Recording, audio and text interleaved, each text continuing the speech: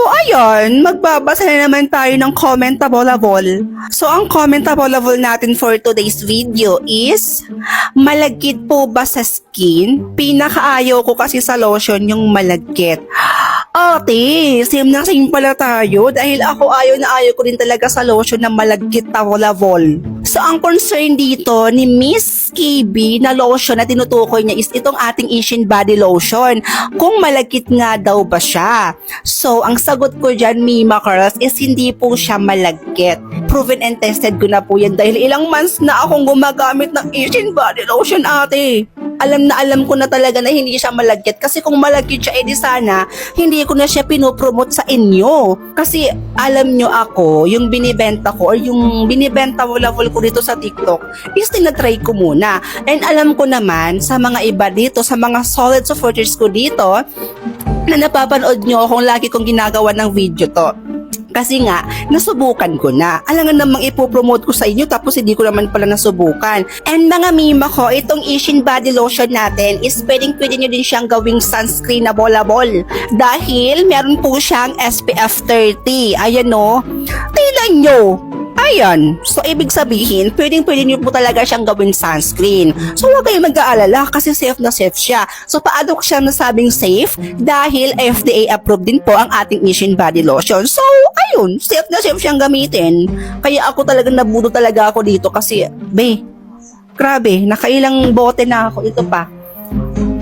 Konti na lang yung natitira, Tapos ito na lang, 6 yung binili ko tapos ito lang yung natira. 2 na lang talaga.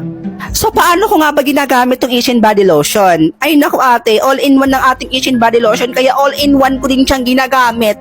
Ginagamit ko siya sa buong katawan na ko at ginagamit ko din siya at the same time sa aking face. And mga Mima Curls, itong ating Asian body lotion, ay naku, makaka-relate ka talaga dito. Dahil itong ating Asian body lotion ay safe at pwedeng-pwede siya sa mga taong sensitive ang skin katulad ko. Hindi sensitive yung skin mo? Wow, sana all perfect.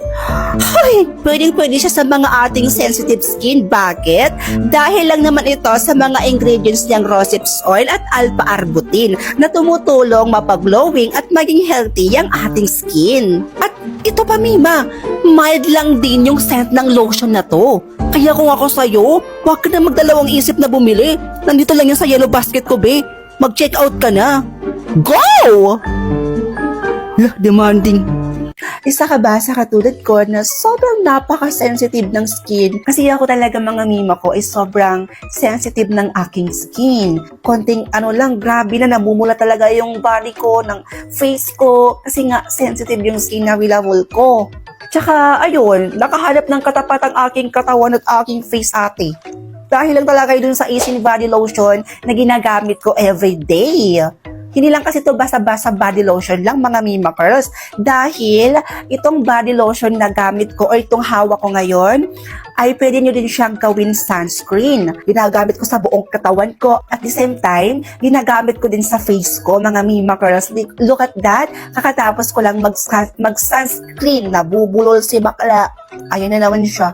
And mga Mima Curls, wag na wag po kayo mag-aalala kasi itong Asian body lotion ay pwedeng-pwede siya sa mga katulad kong sensitive skin. So, paano nga ba siya naging pwedeng gamitin para sa mga katulad nating mga sensitive skin? Dahil lang naman ito sa mga ingredients niyang rosehip oil at alpha-arbutin na tumutulong na maging healthy at maging glowing ang ating skin. And mga mima ko, meron din siyang tranexamic acid.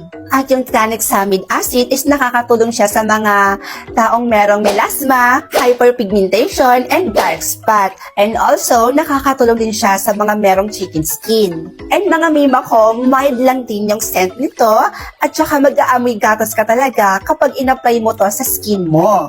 That's why, love na love po talaga ang Asian body lotion na to mga Mima Curls.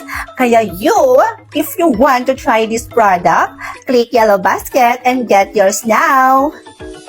Rods? Ay, bilat! Rods, maganda ba ako?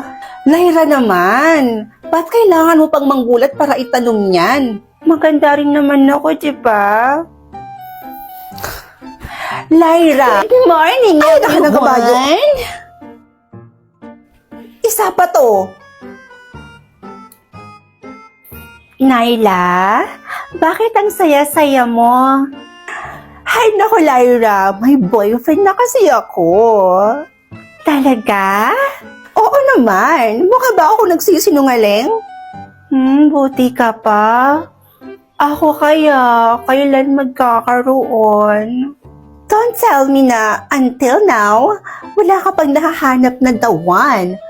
My gosh, galaw-galaw din pag may time. Kayahin mo ko. Maghanap tayo. Gusto mo? Hoy, Naila, wag mo nga sa'yo itulad si Lyra. Hindi mo siya kagaya, no? Ikaw, para kang drone. Para kang drone na kahit saan-saan nang lumilipad sa mga lalaki, no? No, Rods? My gosh! Lyra, huwag kang makinig dito kay Rods, no? Kasi kung siya yung papakinggan mo, walang mangyayari sa'yo. Look at you. Maganda ka. Sexy. Matalino. Alam mo ba na sa OFO ko lang nakilala yung boyfriend ko? At nafe-feel ko rin, girl, na sa OFO mo rin makikilala yung magiging future boyfriend mo. Alam mo, sa panahon ngayon, ay nako, ang dami na talagang gumagamit ng OFO na yan. Mapababae, lalaki, o anumang gender yan. Sa OFO na sila nakatambay ngayon. Maraming gwapo, cutie, at maraming hot. Talagang ba, Naila? Aha? Friend? Ganyan ba talaga yung friend mo? Sa totoo lang, ang sarap niyang tirisin. Nakakapikon. Naila, may sinasabi ka? Ha? Wala. Wala akong sinasabi. Ang sabi ko dito sa isa akong friend is aalis na ako.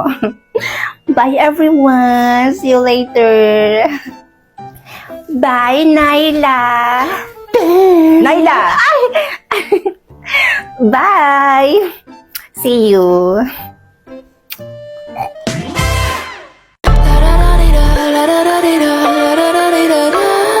Cross my heart and hope to die. Welcome to my dark side.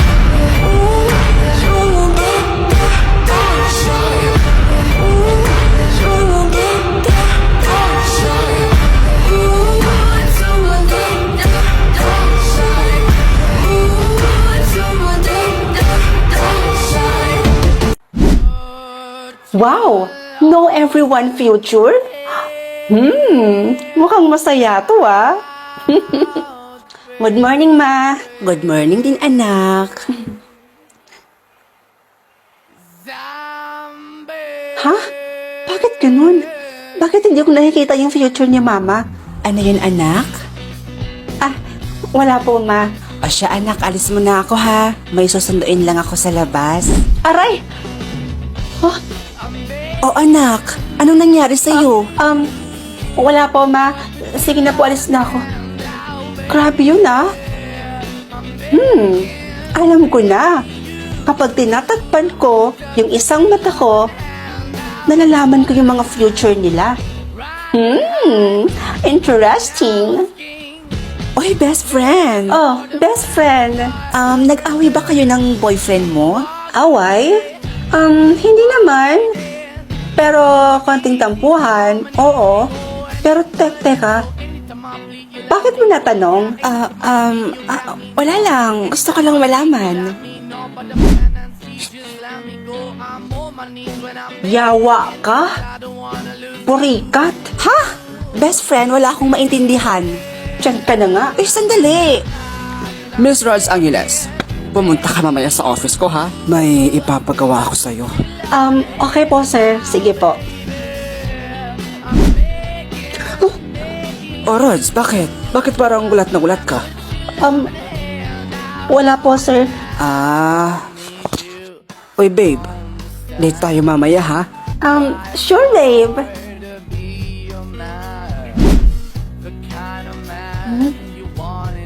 Kala ko, kami na talaga. O, ano yun, babe? May problema ba? Wala, babe. Sige, mauna na ako ha. Pinahanap na kasi ako ni Mama. O sige babe, ingat ka ha. Ma, nandito na po ako. Oh anak, nandyan ka na pala. Si Tito Bogard mo pala. Dito na siya titira anak ha.